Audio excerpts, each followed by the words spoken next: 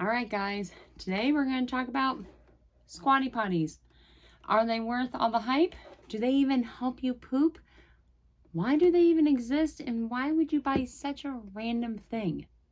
So let's shed some light on what's going on down there.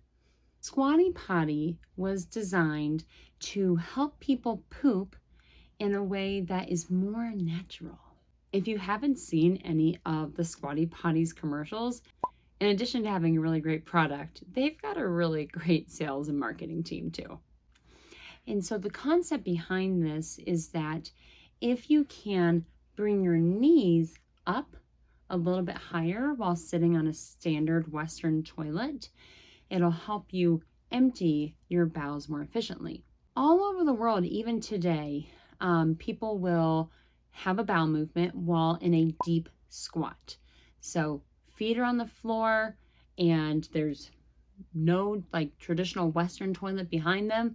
Get all the way down to a crouch and poop. This is how humans have been pooping for millennia. I mean, Western toilets have not been around more than a couple of centuries. So is it better than to actually poop in a deep squat? Should I climb up on my toilet and try to poop if that's how we've been doing it for centuries?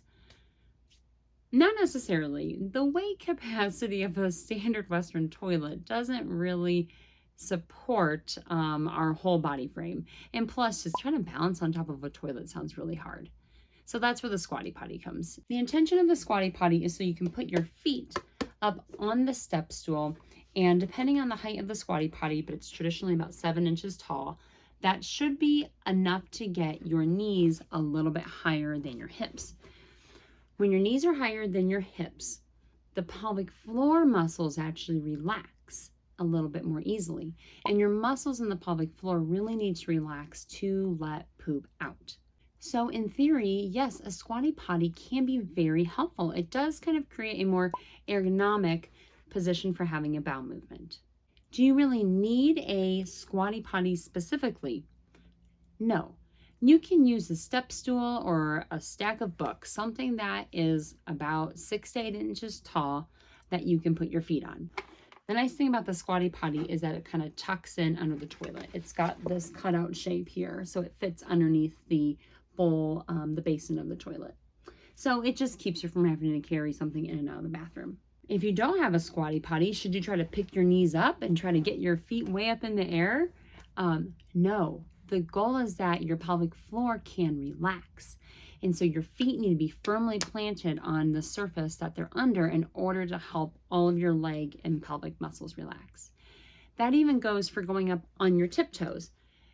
Feet flat is better. If you're not into like the white plastic look, they do also sell teak ones or acrylic ones, or even more customizable Squatty Potties, so that way it meets your aesthetic a little bit more.